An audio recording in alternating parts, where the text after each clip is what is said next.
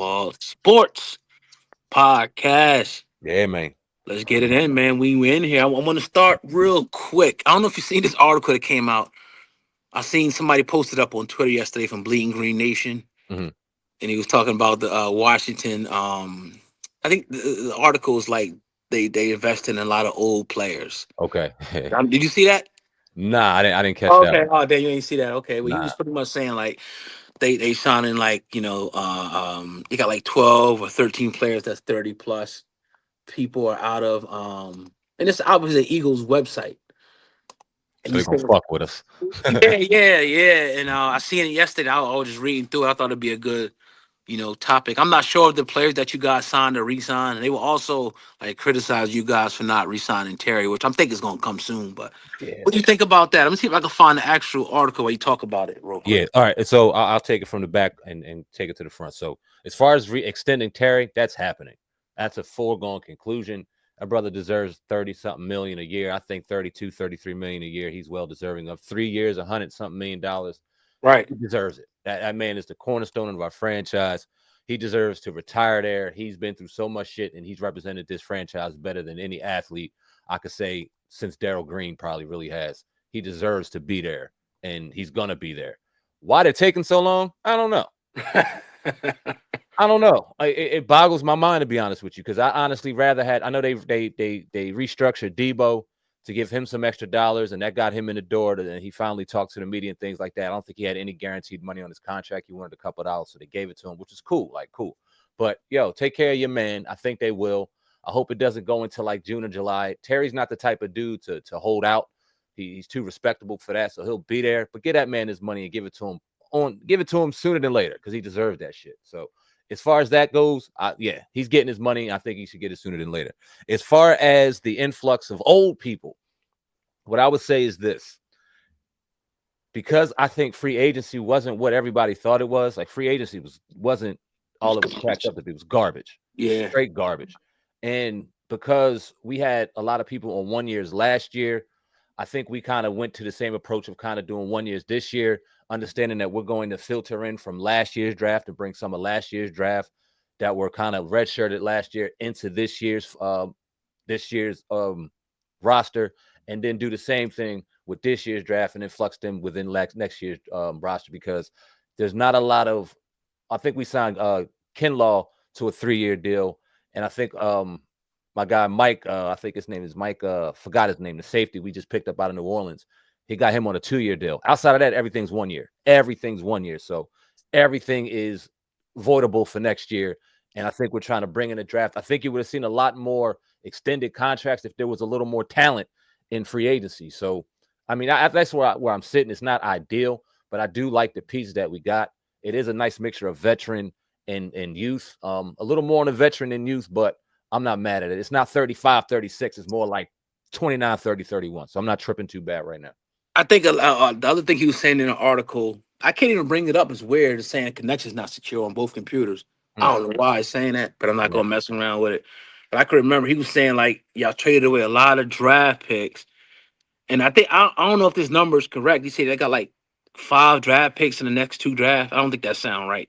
No. What the case may be, but maybe that was the number. Maybe it wasn't. But I think it's a move for a team that thinks they can win right now. And is that really because y'all got so close with y'all got close, Mm. going to the Super Bowl. So do you think it's worth it to try to go all in with a bunch of guys that, some people say on the decline, or just keep building the youth up through the draft because y'all ain't got that many draft picks this year. We have 5, but I want to put an asterisk on that 5 because I think without question, knowing our general manager, he's going to make moves and turn that 5 into 7. And I think with those 7, if you get 4 or 5 of those that hit, and I'm talking about through first through the 5th round, if we can get players to come in there and contribute for our franchise, I think that's a win. Now Right. next year, I think we got rid of a 2 and a 3 for Tunsil. We got rid Damn. of a 2 and a 3. That Ooh. being said, Yeah. Deron Payne's gonna be on the trading block, and I'm no expert. I'm not in there. I'm fucking couch potato GMing right now, right? Deron Payne is not coming back next year. I'm telling you now. He got to Right. come in Right. this year because of the cap hit, but next year he's not the guaranteed money. We're gonna get draft capital. hopefully I'm thinking that they're thinking that we're going to be in the draft in the mid to late 20s, hopefully 30s. That means we don't want something that we wanted again next year. So hopefully we can go ahead and trade that into something else. What I'm trying to say is I don't know what the circumstances is going to be, but I don't see us sitting on just 5 this year. I don't see us without a second or third next year. I see our GM making moves to go ahead and supplement those draft picks to bring the influx of youth in. That being said, bringing in Tunsil, bringing in Deebo, and I'm going to go even back to last year, bringing in Marshon. I think that I like the moves that our GM made because he's seen a window to where we could possibly do something last year, and he did what he thought was right to shore up that defense and make it happen. Did it work? No. Marshon was injured. Marshon wasn't Marshon coming in. You can make any excuse you want for him next year. He has to go out and show it, or he wasn't what he thought he was, and that was a loss on our behalf. I'm giving him a fucking mulligan because of everything that happened, his injuries, him coming into a new situation. I'm gonna give him a mulligan, and hopefully that works out for us. But that was a third round pick that we sent to New Orleans. That has to come through. That has to come through. You talk about Tunsil, what we gave up for Tunsil. There wasn't really any left tackle talent. We were going to give a lot of money to Ronnie Stanley with Baltimore, and he ended up signing back to them. So that wasn't an option. So us getting a left tackle, I'm not mad at it. We needed a left tackle for our young QB. I'm not mad at it, but it has to come through, and I think it will. You know what I'm saying? I got a lot of faith in Tunsil. As far as Deebo, young bull, I wish he would have got released so we could pick him up, but there must have been some motion for him. There must have been people out there trying to grab him before that. So a fifth-round pick, I'm not mad at. A motivated Deebo. Hopefully we get that dude at the top of his game. He came yesterday. Sounds motivated. 1 year, $17 million for a fifth-round pick. And I'm looking at the fifth-round picks this year. I don't think we're going to find a better fifth-round pick than Deebo if he comes in the right way. So calculated risk for a team that overachieved last year. I don't think anybody or their mama would say that we thought we were going to get there. Maybe some people in that locker room, but damn sure nobody outside of it. So I think we overachieved. That being said, I don't want to see the same mistake that the Texans made, thinking that they were a little further than what they really were. So I'm still happy with the structure of the contracts because we can get out of them easy and still bring an influx of young talent in there. But if you tell me we go grab a Trey Hendrickson and give up another draft pick, I'll be a little worried because there's still things in draft that we still need. You know what I'm saying? So that's where I'm at with it. Yeah. And y'all just got Michael Gallup.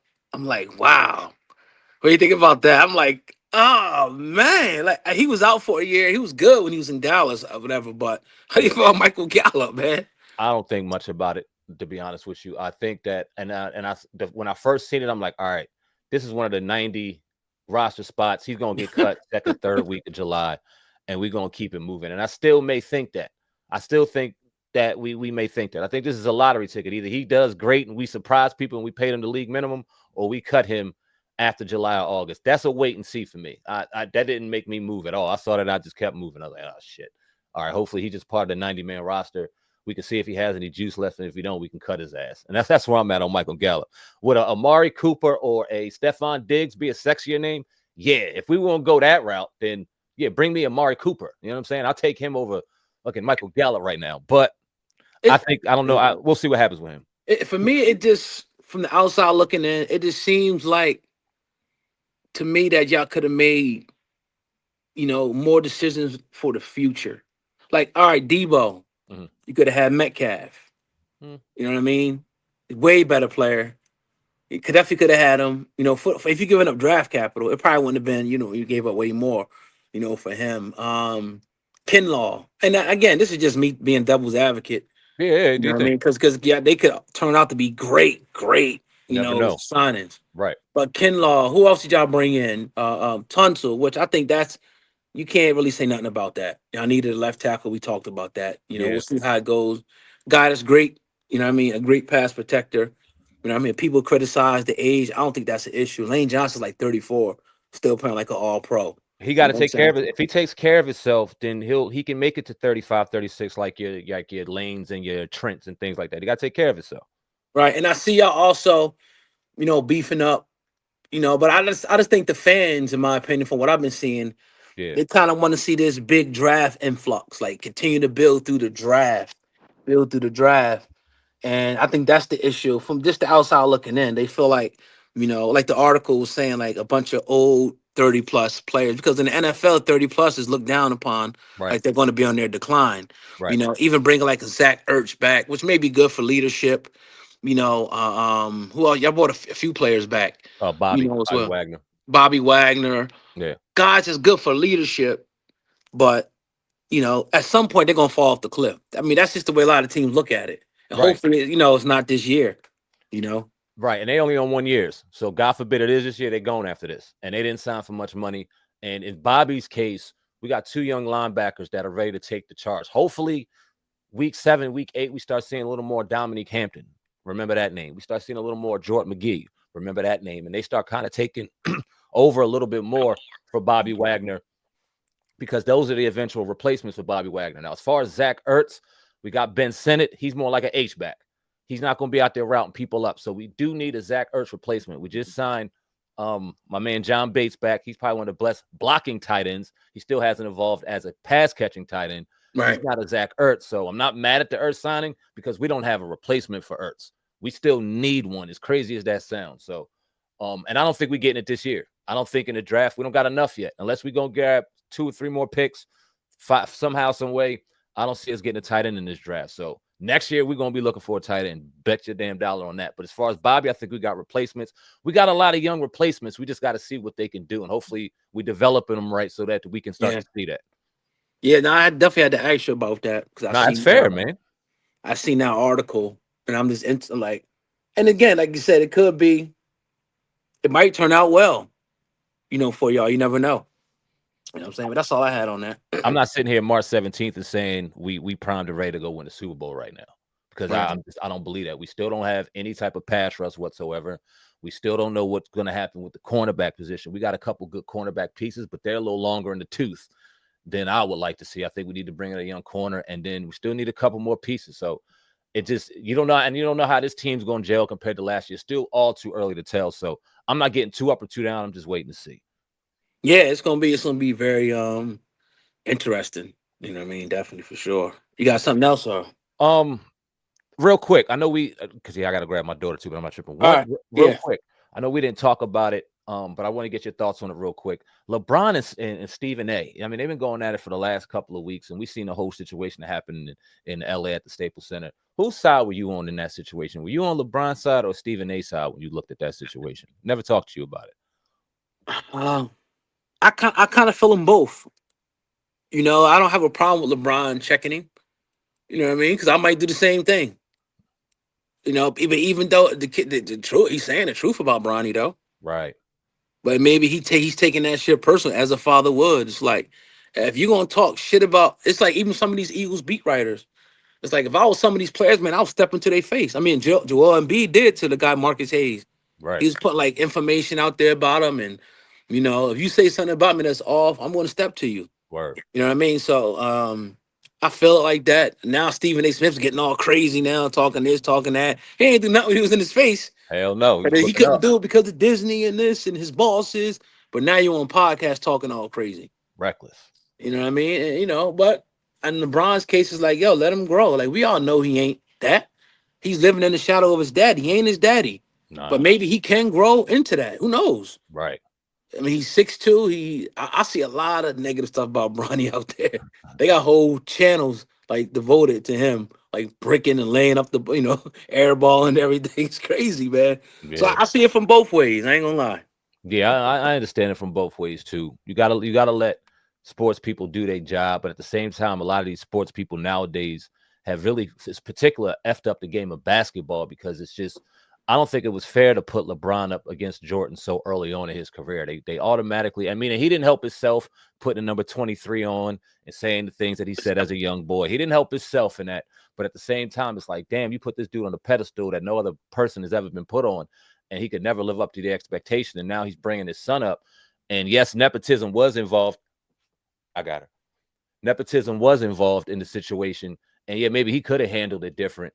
But damn, it's like, I don't care about none of that. If I'm watching you disrespect my son, I'm saying something to you, bro. Like, damn all. I don't care. Yeah, he came in the league because of me. Yeah, I built this. He's going to do what he wants. I'll be damned if you treat him the way you treated me these last 20 years. So I feel both sides. As a dad, I feel him. As a sports columnist, I feel him. Eventually, Brian going to have to take the titty out of his mouth and let the boy grow up a little bit. But I feel it. I feel it. You know what I mean? Got this. I got but yeah, another great show. Got people trying to call me and all that. It's all good. We can't hear you, brother, but I got you. Another great episode. Black Yeah. Ball Sports Podcast. Y'all follow, like, subscribe. We in the building next week. We'll holler at y'all, man. Peace. All right. Peace. Peace.